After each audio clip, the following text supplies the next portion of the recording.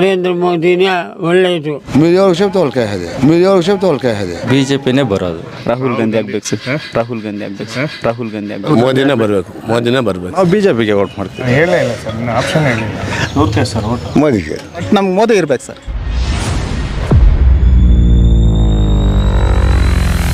ಮುಂದಿನ ಲೋಕಸಭೆ ಎಲೆಕ್ಷನ್ ಬರ್ತಿದೆ 2 ತಿಂಗಳಲ್ಲಿ. ನಾವು ಬಿಜೆಪಿಗೆ ವೋಟ್ ಮಾಡ್ತೀವಿ. ನಾನು ಹೇಳೇ ಇಲ್ಲ ಸರ್, ನನ್ನ ಆಪ್ಷನ್ ಹೇಳಿಲ್ಲ. ಅಲ್ಲ, ಇವಾಗ ರಾಹುಲ್ ನಡೀತಾ ಇದೆಯಲ್ಲ ಎಲ್ಲ ಬಿಟ್ಟಿ ಭಾಗ್ಯ ಅದು ಇದು ಎಲ್ಲ ನೋಡ್ತಾ ಇದೀವಲ್ಲ.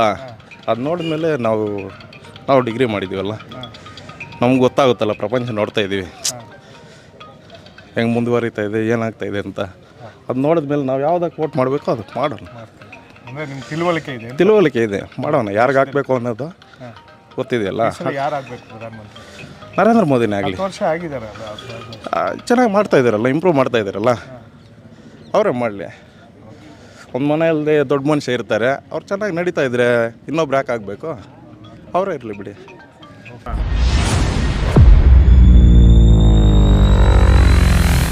మొన్నెల్లో ఎలక్షన్ వస్తాం, పార్లమెంట్లో ఎలక్షన్. ఎవరికి వేస్తారు ఓటు? మోదీకి. రాహుల్ గాంధీ ఉన్నారు, ఖర్గే ఉన్నారు. ఏమిటిగా రాహుల్ గాంధీ కిరిచేమిటిగా సిద్ధరామయ్య ఏమిటిగా నీకేమైనా కోపం రండి. సిద్ధరామయ్య ఏం పని చేస్తా ఉన్నాడు చెప్ప, పేదలకు సాయం చేస్తున్నాడు సిద్ధరామయ్య. 5 గ్యారెంటీలు అంతా లేదా ఏమి ఇస్తున్నాడు మాకు భీమ్ కాస్త లేదు. అది ಯಾವುದೋ ಗುರುಲಕ್ಷ್ಮಿ ಅದು 20,000 10,000 అది లేదు, అది లేదు. ಯಾವುದಿಲ್ಲ, ಓಟ್ ಪೆನ್ಷನ್ ದುಡ್ಡು ವಸ್ತಾ ಅಂತೆ. ಈ ಸಲ ಲೋಕಸಭೆ ದಿನಕ್ಕೆ ಈಗ ಸಲ ಎಲೆಕ್ಷನ್ ದಿಂದ ఎవరికి వేస్తారు ఓటు? మోదీకి వేద్దాం అనుకున్నాం మేము.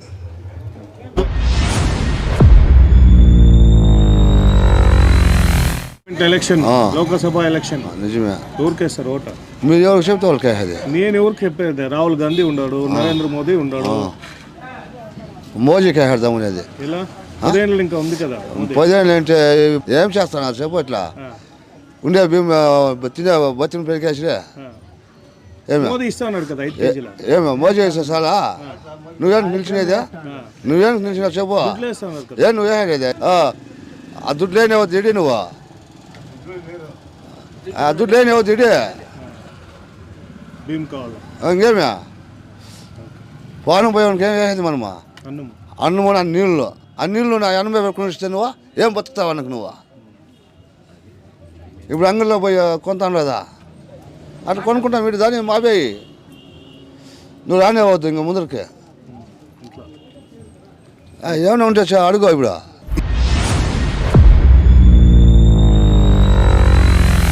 2024 ಲೋಕಸಭೆ ಚುನಾವಣೆ ಬರ್ತಿದೆ. ಈ ಸಲ ಕಾಂಗ್ರೆಸ್ ಬರಬೇಕಾ ಬಿಜೆಪಿ? ಬಿಜೆಪಿನೇ ಬರೋದು. ಯಾಕೆ? ಮೋದಿನೇ. ಹೌದು. ಈ ಸಲ ಆಯ್ತಲ್ವಾ ಪ್ರಧಾನಿ ಆಗಿದ್ರೂ ಅವ್ರಿಗೆ ಒಳ್ಳೆಯವರು ಅಂತ ಜನ ಎಲ್ಲ ಅನ್ಕೊಳ್ತಾ ಇದ್ದಾರೆ. ಅವರೇ ಆಗೋದು, ಪ್ರಧಾನಿ ಆಗೋದು ಅವರೇ.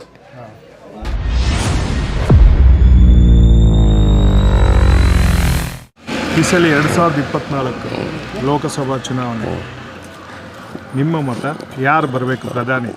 ಮೋದಿನೇ ಬರಬೇಕು ಸರ್. ನಾವೆಲ್ಲ ಯಾವಾಗಲೂ ಅವ್ರಿಗೆ ಹಾಕೋದು. ಒಂದ್ಸಲಿ 10 ವರ್ಷ ಆಯ್ತಲ್ಲ ಆಗಿದೆ.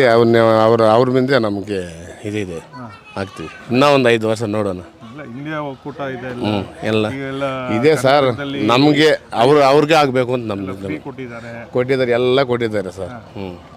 ನಮ್ಗೆ ಅವ್ರಿಗೆ ಆಗಬೇಕು ಅಂತ ನಿರ್ಣಯ. ಮೋದಿಗೆ ನಮ್ಮ ಮತ ಮೋದಿ. 10 ವರ್ಷ ಆಯ್ತು ಆಗಿದೆ, ಇನ್ನೂ 10 ವರ್ಷ ಇರಲಿ. ಮುಂಚೆ ಚೆನ್ನಾಗಿ ಕೆಲಸ ಮಾಡ್ತಾ ಇದ್ದಾರೆ, ಅವ್ರಿಗೆ ಕೊಡೋಣ.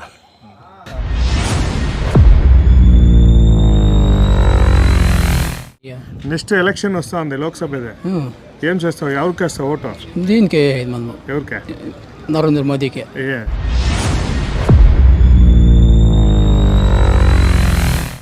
2024 ಲೋಕಸಭೆ ಚುನಾವಣೆ ಬರ್ತಿದೆ. ಹೌದು ಸರ್.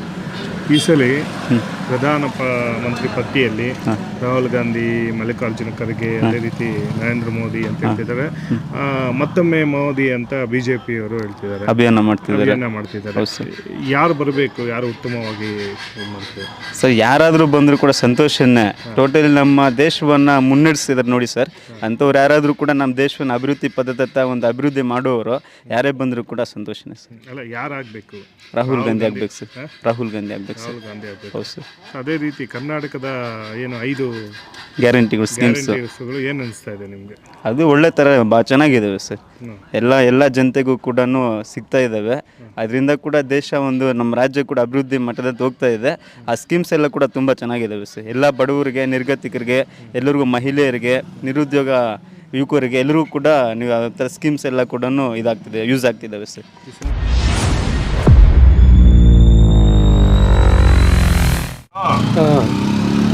ಲೋಕಸಭೆ ಚುನಾವಣೆ ಆಗ್ತಿದೆ. ಇನ್ನು 4 ತಿಂಗಳಲ್ಲಿ ಲೋಕಸಭೆ ಚುನಾವಣೆ ಬರುತ್ತೆ. Parliamentary election. నరేంద్ర మోదీ కేస్తావా, రాహుల్ గాంధీ కేస్తావా, ఎవరికి వేస్తావు ఓటు? ఆయన పరంలో ఎవరు ఉండేది? మోదీనే కదా. ఎవరి పరంగా? రాముల పరంగా. రాముని పరంగా ఉన్నాడా? ఆయనకి వేస్తాంలే. అవునా? అదే రాముడు గుడి కట్టా అని రామునికి వేస్తావా? వేస్తామని అనుకుంటా ఉన్నాము.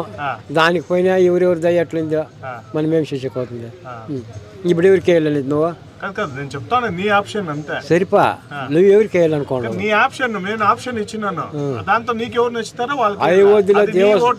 అయోధ్యలో ఎన్నో ఏళ్ళు ఇంకా కన్నం పడిపోయినా అట్లా దాన్ని మేము రూట్ ఇచ్చు కదా, మోదీ రూట్ ఇచ్చు కదా, ఆయన్నే మిగిలిస్తాంలే.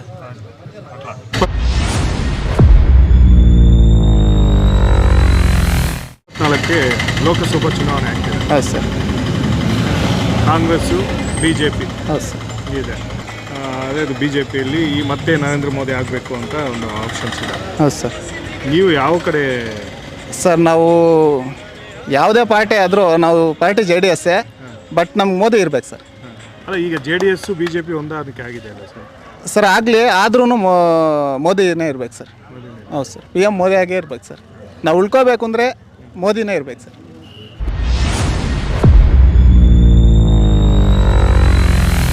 ಈಗ 2024ಕ್ಕೆ ಲೋಕಸಭಾ ಚುನಾವಣೆ ಬರ್ತಿದೆ.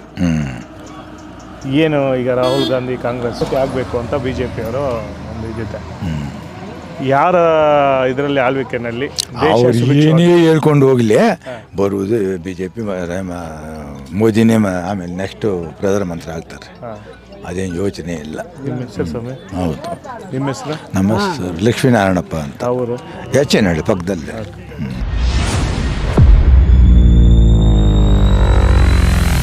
2024 ಲೋಕಸಭಾ ಪಾರ್ಲಿಮೆಂಟರಿ ಚುನಾವಣೆ, ಲೋಕಸಭೆ ಚುನಾವಣೆ.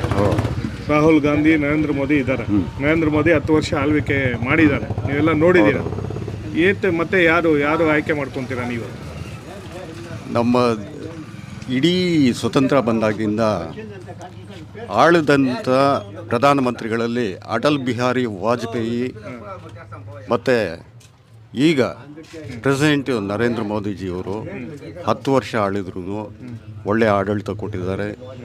ನಮ್ಮ ದೇಶನೇ ಅಲ್ಲ, ಹೊರ ದೇಶಗಳಲ್ಲೂ ಮೆಚ್ಚುಗೆ ಪಡೆದಿರ್ತಕ್ಕಂಥ ಪ್ರಧಾನಮಂತ್ರಿಗಳು.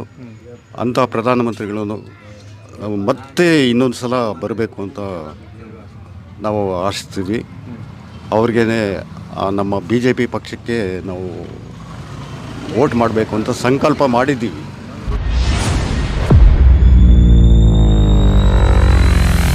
ಎರಡು 2024ಕ್ಕೆ ಪಾರ್ಲಿಮೆಂಟ್ ಚುನಾವಣೆ ಬರ್ತಿದೆ. ಯಾರ ಕೈಯಲ್ಲಿ ಈ ದೇಶವನ್ನು ಇಡಕ್ಕೆ ನಾವು ಮೋದಿ ಕೈಯಲ್ಲಿ ಇಡಬೇಕು. ಯಾಕೆ? 10 ವರ್ಷ ಆಗಿದೆ ಆದ್ರೂ ಅವರೇ ಇರಬೇಕು. ನಮ್ಮ ಹಿಂದೂಗಳು ಉಳಿಬೇಕಾದ್ರೆ ಅವರೇ ಇರಬೇಕು. ಈಗ ಕಾಂಗ್ರೆಸ್ಸಿನ 5 ಗ್ಯಾರಂಟಿಗಳು ಅದು ಏನು ನಡೆದ್ರೂ ಈ ಸಲ ಎಲ್ಲ ಮಣ್ಣು ಮುಚ್ಕೊಂಡು ಹೋಗ್ತದೆ. ಅವ್ರಿಗೇನು ನಯ ಪೈಸ ಇದು ಬರಲ್ಲ.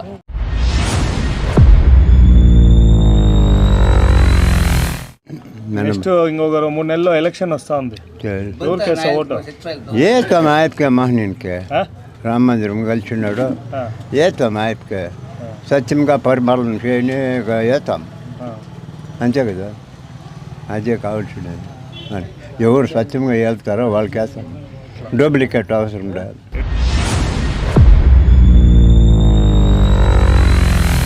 రెండు 2024 అంటే ఈ సంవత్సరంలో ఎలక్షన్ వస్తుంది, పార్లమెంట్ ఎలక్షన్. కాంగ్రెస్ బీజేపీ అని వస్తుంది. దాంతో కాంగ్రెస్లో రాహుల్ గాంధీ వాళ్ళు ఒక్కూటమి ఉంది, బీజేపీలో నరేంద్ర మోదీ 10 ఏళ్ళు ఆల్వికే చేసినారు. నీ ఓటు ఎవరికి వేస్తావు? అప్ప వాళ్ళు ఎవరికి చెప్తే వాళ్ళకి ఎవరు చెప్పాలా? ఎవరికి వేస్తావు నీ ఓటు? నరేంద్ర మోదీనా? కాంగ్రెస్లో నరేంద్ర మోదీకే వేయాలి. దీంతో కాంగ్రెస్లో రాహుల్ గాంధీ ఉన్నారు, బీజేపీలో నరేంద్ర మోదీ ఉన్నారు. ఎవరికి వేస్తారు? అదే బీజేపీకే వేయాలి, తప్పకుండా. ఓకే.